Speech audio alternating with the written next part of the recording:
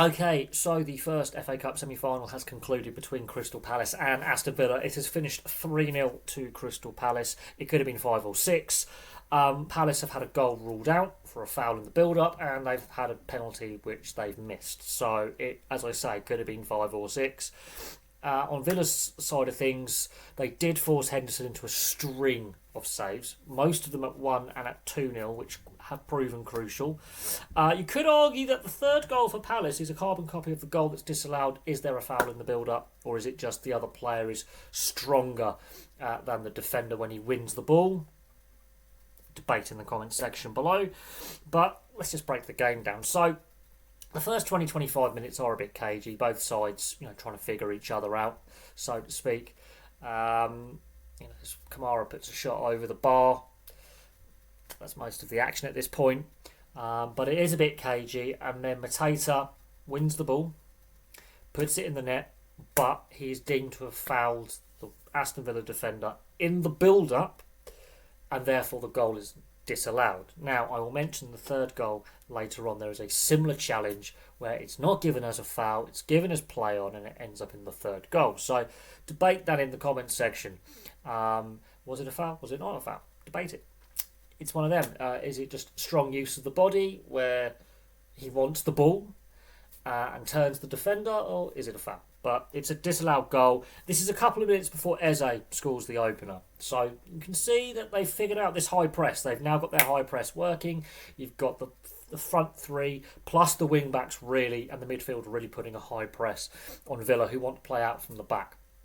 Now, Eze's goal does come from this high press. Pau Torres has had a mare there, but he's put under pressure by a square pass. He's put under pressure unnecessarily.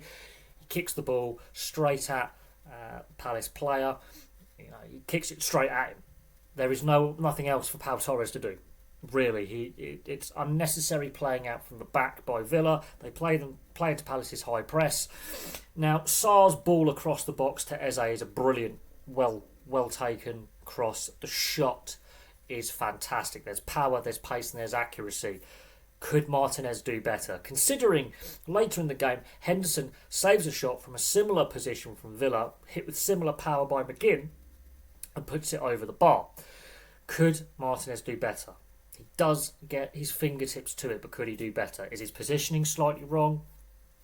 Does he only go with the one arm? Should he go with two? Is just the sheer pace and power of the shot beat him? Again, debate in the comments section below. But I will say this, Eze's goal is one of the goals of the season. He likes scoring goals from distance in the FA Cup and this season as well. He's a fantastic player. That is a brilliant goal. And that's on 31 minutes. And you have to put that down to the Palace press. They figured it out with the disallowed goal. They've got the Aston Villa back line under pressure and their midfield. And that's where all three goals come from. Is the high press. It's the way they press, the ball gets turned over, they move it quickly, they create an opportunity and they score. Now, it's half time, it's 1-0. And Palace, I think, deserve their lead. They played with a bit more energy, but they've only had the one official shot on target because the disallowed goal has been disallowed. Now, to start the second half, Villa look like a bit more energetic. They know they've got to get the equaliser. And they're forcing it a bit more. They've got a bit more energy about them. Henderson at 1-0 pulls off some saves. Then there's the penalty at the other end. Now, it's a clumsy challenge by Kamara on Eze. I don't think there's any malice in it, but it is clumsy. They obviously do the official VAR check. Mateta steps up. He hits the post. Now, is it because of this delay between the penalty being given and the penalty being taken? Are these VAR checks taking too long? Now, it's a background check. He doesn't have to go to the screen, but this 2-3 minute delay, is that too long? Should the players crowding around the referee? I thought there were rules in place that they were not going to do that and they would get booked.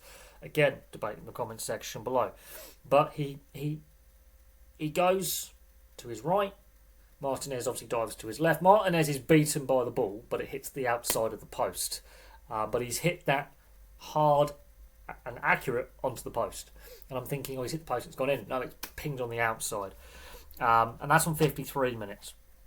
But don't let this be the end of it, because very, very quickly afterwards, Sarr gets his first goal in 58 minutes. Similar distance out to Eze's goal, but it's low and hard to Martinez's right. And again, it comes from the high press. It comes from the high press. Villa putting themselves under pressure, playing into Palace's hands. Ball gets turned over. Sarr gets the ball. Quick play, out of his feet, bang, goal. And that's on 58 minutes. And the momentum starts to swing. Now, Villa would have a lot of chances between Sarr's first and second goals. They would have a lot of chances. Henderson would pull off some really good saves. They would have a lot of corners and free kicks. And they were putting a lot of pressure on the Palace goal, but they weren't accurate enough. They were too slow in the build-up at times. And even at 2-0, Palace are wanting to get a third. Munoz, for example, is charging down both flanks as a wing-back. They are really giving it everything. And you can see that Palace aren't going to just sit back and settle for 2-0. They want to get a third because they know they can catch Villa out on the counter-attack and with that high press, which is how they get the third goal. Nteki has come on for Mateta. Now, Nteki's challenge on Tielemans is similar to Mateta's challenge on Konsa. It really is. And it's not given as a foul. Quick pass. Sarr gives Martinez the eyes, slots it the other side of him. It's 3-0. And, you know, I mean, admittedly, that was well into added time. But the fact that Palace were willing to push for a third when at 2-0 shows the intent of this team and the style of play of this team. They're not willing to just run it into the corner and kill the play. They want to keep going forward and play with positivity, which is refreshing to see. Villa looked tired. They looked leggy. They looked second best. They lost all the 50-50s, in my opinion. They lost the midfield battle. And while they did have a lot of possession in the second half when they were 1-0 down and when they were 2-0 down, they just didn't look at the races. They looked sloppy. They looked tired. They looked lethargic. Whereas Palace, they looked fresher. They looked more motivated. They looked like they wanted it more. So there we go. Crystal Palace 3, Aston Villa 0. Could have been more. It really could have been more. It could have been 5 or 6. It was definitely the right side won this game. This wasn't a smash and grab. This was a team performance where they have literally defended for their lives, used the high press, and used their wing backs for width, and used their front three interchangeably to create problems for a very, very passive and leggy looking Aston Villa side. So there we go. Crystal Palace are into their third FA Cup final. Who will they face? Nottingham Forest or Manchester City? So Palace into the final. They have an opportunity to lift their first piece of major silverware. So there we go. Thank you very much for watching. Place your thoughts in the comment section below, and I'll have some more content for you all very, very soon.